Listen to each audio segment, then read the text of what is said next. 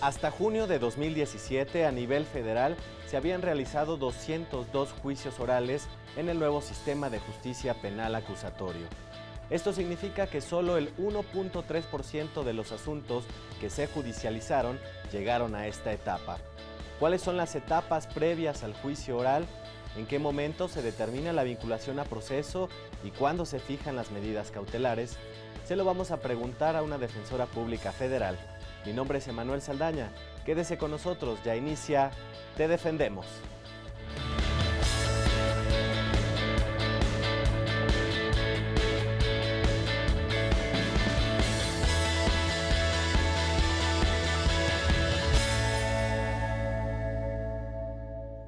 Hoy nos acompaña en el estudio la licenciada Gabriela Rubí Sánchez, defensora pública federal. Bienvenida, licenciada. Muchas gracias por la invitación. Gracias a usted por acompañarnos y para comenzar, pues estamos ya a más de un año de la implementación del nuevo sistema de justicia penal. Aún hay mucha gente que no está familiarizada con este nuevo sistema. ¿Nos podría explicar cuáles son las etapas que tiene el juicio en esta nueva forma de impartir justicia en México? Sí, con gusto. Mira, son 3 etapas. Es la etapa de investigación, la etapa intermedia y la etapa de juicio. La etapa de investigación se divide en 2 fases, que es la etapa de investigación inicial y la complementaria. La inicial comprende desde la presentación de la denuncia o querella hasta que el imputado es puesto a disposición del juez de control para que se le formule imputación.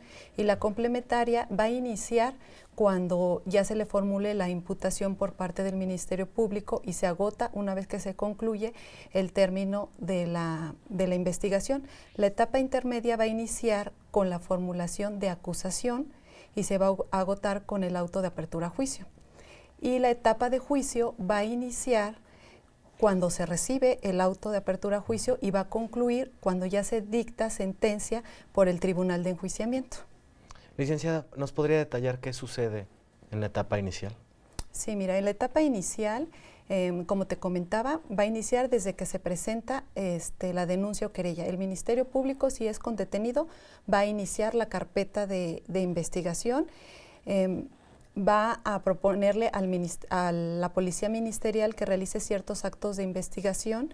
¿Para qué? Para que él pueda acreditar el hecho delictivo que se le va a imputar a la persona detenida. Ajá. Él tiene un plazo de 48 horas para resolver esa situación jurídica. En el supuesto de que él acredite un hecho delictivo, lo que va a pasar que dentro de esas 48 horas se va a poner a disposición del juez de control. Ajá, ese es en lo de la etapa inicial, se va a poner a disposición. En el caso que sea con detenido, el juez va a verificar el control de detención. En el caso de que haya sido conforme a derecho, va a calificar de legal la detención. Ahí ya va a pasar a la formulación de imputación, donde el Ministerio Público le va a decir directamente al imputado qué hechos delictivos le está atribuyendo. Ajá, en esa etapa. Y ahí es donde ya le hace la formulación, ya es la complementaria. Ajá, donde ya le hizo la formulación y antes del cierre las partes van a proponer, más que nada al Ministerio Público, para el plazo de cierre de investigación, se le da uso de la voz a la defensa y ya el juez determina cuál es el plazo para el cierre de investigación. Cuando es un delito menor a 2 años, como máximo son 2 meses, cuando excede de ese término son 6 como mínimo para que se cierre la investigación complementaria, que esa es la etapa inicial, a grandes rasgos. Y en la etapa inicial, ¿cuáles son las funciones del Ministerio Público? Híjole, bueno, aquí son muchas, ahora sí, las obligaciones del Ministerio Público, incluso respetar desde un inicio los derechos del imputado que están establecidos en la Constitución Política de los Estados Unidos Mexicanos, en el Código Nacional y en los tratados. Ajá. Realizar actos de investigación, recibir cualquier denuncia o querella, ya sea con o sin detenido, es una obligación que él también tiene. Otra, ejercer acción penal en el caso que él crea conveniente que se está acreditando un hecho delictivo. También proponer algunos acuerdos reparatorios o salidas alternas, entre muchas otras más obligaciones, pero como las más importantes son estas. Licenciada, y en esta etapa, ¿cómo interviene el defensor público? Pues desde que inicia la carpeta de investigación, regularmente son puestos a disposición por policía. Llega la carpeta, él verifica si existió flagrancia o no. Una vez que él verifica que sí existió en el supuesto la flagrancia, se le da la lectura de los derechos. Es ahí donde se le pregunta al imputado si cuenta con algún defensor particular o bien si él desea que se le nombre al defensor público adscrito a la agencia del Ministerio Público.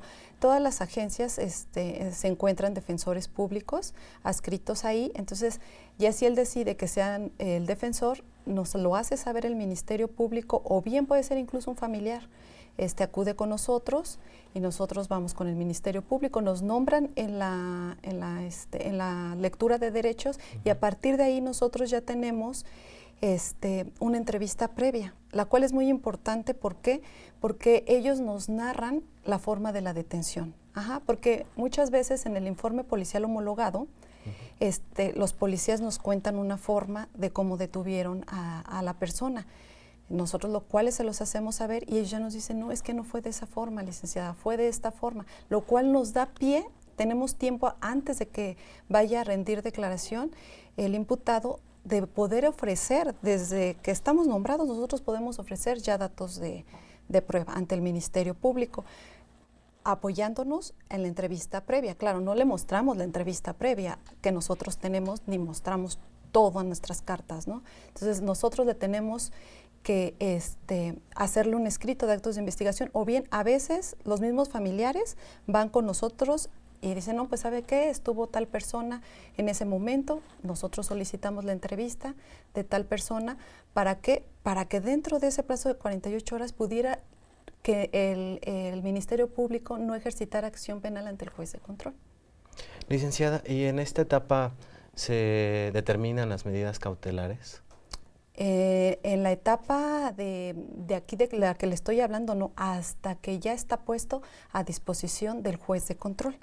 Hasta ese momento es donde ya se va a solicitar una medida cautelar, se le va a el control de detención, se le va a calificar, después viene la formulación de imputación, se le pregunta al imputado si él quiere declarar o no. En el caso que él diga, no, pues no quiero declarar, lo cual no se le va a usar en su contra.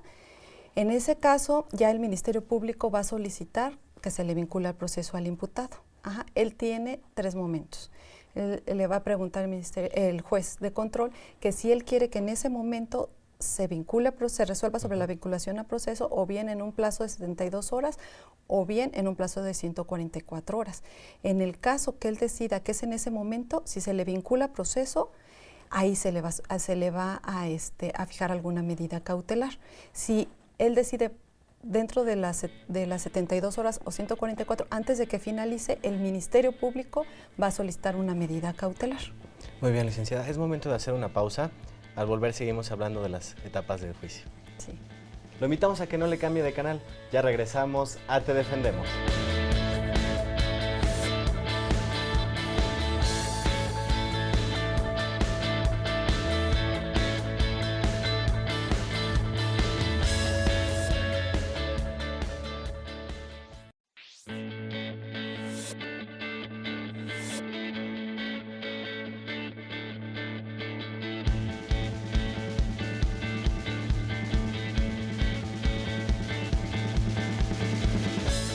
Ya estamos de vuelta, estamos conversando sobre las etapas del juicio con la licenciada Gabriela Rubí Sánchez. Licenciada, ya nos explicaba en qué momento son determinadas las medidas cautelares. Ahora en el nuevo sistema de justicia penal, ¿qué delitos requieren prisión preventiva oficiosa? Sí, mira, en el Código Nacional de Procedimientos Penales nos señala qué delitos son de prisión preventiva oficiosa, entre los cuales está terrorismo, genocidio, traición a la patria, trata de personas, corrupción de menores, delitos contra la salud previstos en el Código Penal Federal, Entre otros, la Constitución política también nos señala la delincuencia organizada, el secuestro. Esos necesariamente son prisión preventiva oficiosa. ¿Qué significa eso? Que se van a quedar internos en algún reclusorio. Anteriormente el catálogo de delitos era mucho más amplio. Sí, nos señalaba cuáles eran los delitos graves, que los cuales no alcanzabas en ese entonces libertad provisional bajo caución, lo que era lo que se conocía como libertad provisional bajo caución. Muy bien, licenciada. Volviendo a las etapas del juicio, ¿se pueden presentar o solicitar actos de investigación desde la etapa inicial en el juicio? Sí, claro. Desde que es puesto a disposición, se pueden ofrecer tanto de parte de la defensa como del imputado actos de investigación. Incluso también el Ministerio Público lo solicita a través de la policía ministerial que tiene a su cargo. Nosotros se lo solicitamos, incluso nosotros también podemos hacer ya también actos de investigación, pero nos apoyamos con el Ministerio Público para que a través de la policía se pueda ofrecer esos actos de investigación, o bien a veces solicitamos demasiado lo que son los videos de las cámaras, los cuales nos ayuda el Ministerio Público y se pueden incluso desahogar desde la etapa de investigación inicial. En el caso que dentro del plazo de 48 horas, antes de que resuelva la situación jurídica, no se lograran esos actos de investigación, porque a veces tardan en llegar, lo que pasa ya es cuando es puesto a disposición del juez de control. Cuando a él se le pregunta que si se va a vincular a proceso en los términos de 72 horas o 144, regularmente se toma esos términos ¿para qué? Para que dé tiempo que se puedan desahogar esos actos de investigación, no sé, entrevistas, que se puedan reproducir los videos. ¿Para qué? Para que en ese tiempo el juez también le diga al Ministerio Público, ¿sabes qué? En este tiempo que te estoy dando se necesitan desahogar esos actos de investigación, los cuales son importantes para el imputado, ¿no? Y si se logra, pues ya sería un auto de no vinculación a proceso, Pero bueno, también eso no significa que no pueda volver a solicitar el Ministerio Público una formulación de imputación. Licenciada, ahora vámonos a la etapa intermedia o de preparación de juicio se llama, ¿no? Exacto. ¿Qué ocurre en esta etapa? Mira, ya en esta etapa hay dos fases, la escrita y la oral. En la escrita, el Ministerio Público va a decir qué medios de prueba son los que va a aportar. Va a formular la acusación, se nos va a dar vista con ese escrito, bueno, incluso también ya la víctima. A la víctima puede coadyuvar con el Ministerio Público, ellos también pueden ofrecer medios de prueba. Entonces, a todas las partes nos van a dar vista de ese escrito que vaya a presentar el Ministerio Público. El juez va a fijar la fecha, el día y la hora en que se va a llevar a cabo esa audiencia intermedia. Ahí va a haber va a ser el ofrecimiento y la admisión. ¿Qué pruebas se van a llevar a juicio? Entonces el juez ya va a determinar, las partes también, qué pruebas nada más van a hacer, porque incluso a veces, no sé, a veces el imputado sobre un mismo, las testimoniales quieren llevar 20 testigos para comprobar nada más ese hecho. Incluso el juez puede decir, es sobreabundante, ¿por qué nada más me ofreces menos? Porque me estás acreditando eso. O bien pueden ofrecer pruebas y digan, pues no tiene nada que ver con los hechos, entonces no las admite, ¿sí me explico? Es ahí, y también va a haber en esa etapa un descubrimiento de pruebas. Las partes van a descubrir todas las pruebas que se van a llevar a juicio. Aquí ya, ahora sí, ya no puede haber secretos de las pruebas que se van ni sorprender a las partes. Lo que se va a sentar en el auto de apertura a juicio son las pruebas que se van a desahogar en el juicio. ¿Y es esta la última etapa en donde se admiten las pruebas? Así es, después ya continúa la etapa de juicio. Licenciada, volviendo un poquito al Ministerio Público, cuando se trata de delitos de querella, ¿el Ministerio Público cuenta con algún término para determinar la situación jurídica del detenido? Sí, mira, es muy importante tu pregunta. ¿Por qué? Porque aquí sí hay un término. El Código Nacional de Procedimientos Penales nos señala que cuando se trate de delitos que se persiguen por querella, si se sabe quién es la víctima o ofendido o el representante legal que pueda presentarla, tiene un plazo de 12 horas a partir de que es notificada la persona. Si esa persona no se presenta, lo tiene que dejar en libertad. o de 24 horas en el caso que no se sepa quién es la víctima, pero esas 24 horas se cuentan a partir de la detención del imputado. Ajá.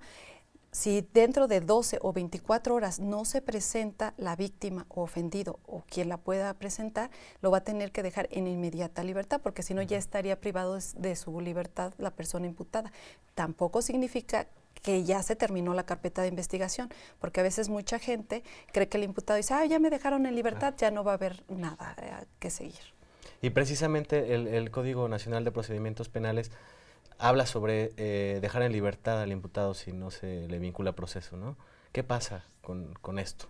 Cuando no se le vincula a proceso. Cuando no se le vincula a proceso. Cuando no se vincula a proceso, pues se le tiene que decretarle su libertad.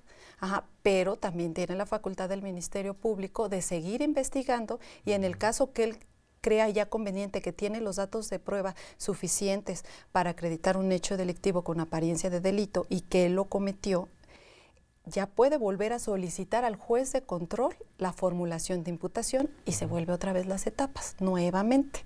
Ajá. O bien también se puede pedir un sobreseimiento. Muy bien, licenciada. Tenemos que hacer una segunda pausa. Al volver seguimos hablando sobre las etapas del juicio y también tenemos llamadas del auditorio para que usted les dé respuesta. Okay. Lo invitamos a que no le cambie de canal. Regresamos a Te Defendemos.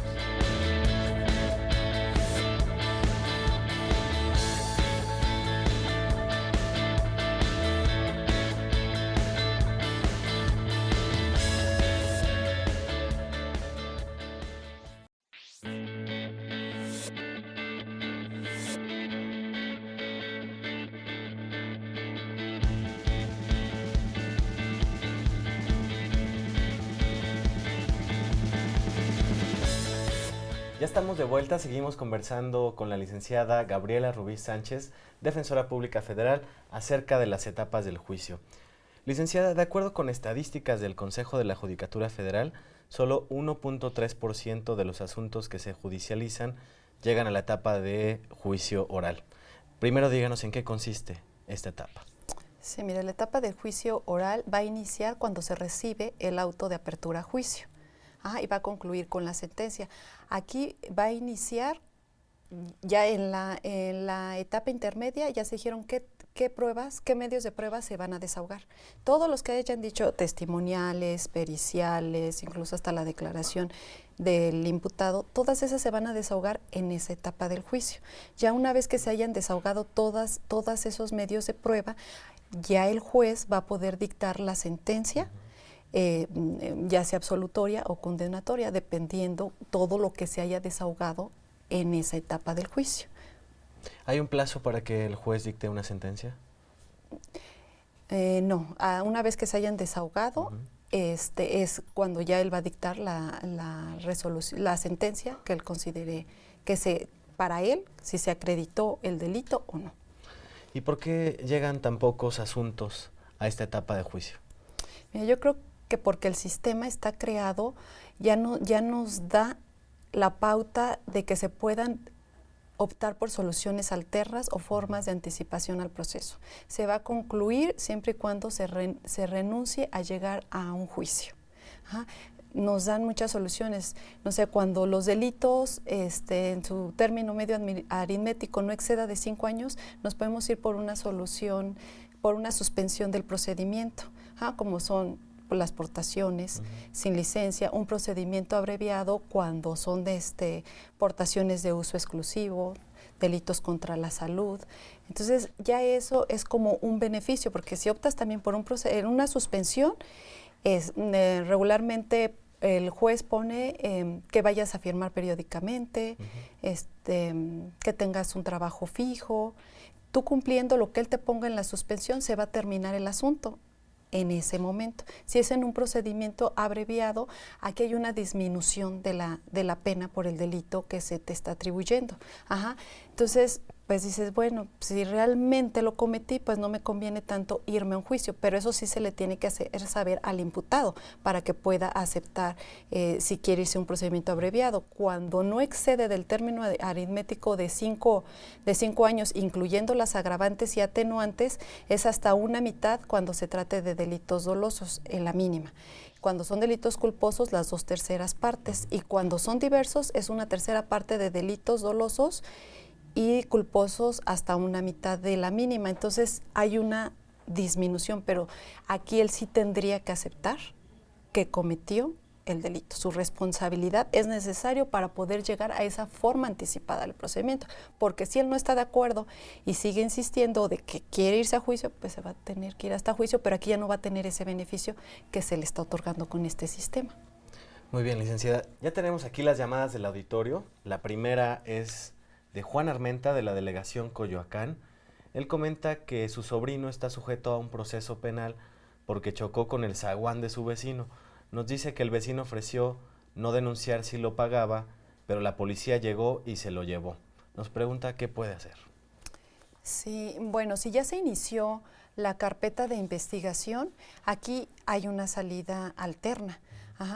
Cuando se trate, va a ser daño en propiedad ajena, cuando se trate de ese tipo de delitos se puede llegar a un acuerdo reparatorio. Aquí menciona que la parte afectada está dispuesta a llegar a un arreglo. Aquí el Ministerio Público o la defensa propone esa salida, que es un acuerdo reparatorio. El Ministerio Público lo que va a hacer es mandarlo a un órgano especializado en mecanismos alternos de controversia en materia penal. Ahí la facilitadora lo que va a hacer es que va a citar al señor, a la parte ofendida, para que lleguen a un acuerdo. Aquí pues le va a pagar. Le va a pagar, están de acuerdo, se hace un escrito en el cual se va a estipular la cantidad. Si ambas partes están de acuerdo, se firma, se paga. Si en el momento no tiene el dinero, pueden ser de manera diferida los pagos. Una vez que ya se concluye ese acuerdo, se envía al Ministerio Público, en el cual ya se dio cumplimiento, y lo que va a hacer el Ministerio Público es un acuerdo de no ejercicio de la acción penal y se manda al archivo. Muy bien, pues ahí está la respuesta para el señor Juan. Vamos con la siguiente llamada. Es de Dolores Juárez, de la delegación Xochimilco. Nos dice que estuvo acusada del delito de posesión de drogas porque en un operativo la policía le encontró lo que llamamos una grapa. Comenta que cuando la detuvieron no le dijeron cuáles eran sus derechos. Nos pregunta en qué momento la policía debe informar al inculpado sobre sus derechos. Desde el momento de la detención, desde que el policía está obligado a decirle que se encuentra detenida por un delito de posesión de droga, refiere que es una grapa, cocaína quizá, y que va a ser puesta a disposición del Ministerio Público, quizá el más cercano, y le va a leer sus derechos. Incluso le da la carta de derechos y ella lo lee, lo firma. Si está de acuerdo, si tiene alguna duda, tiene la obligación el policía de explicárselos. Desde ese momento llega al Ministerio Público, se le vuelven a reiterar, el defensor también se le vuelve a explicar, pero en sí, desde que es detenida.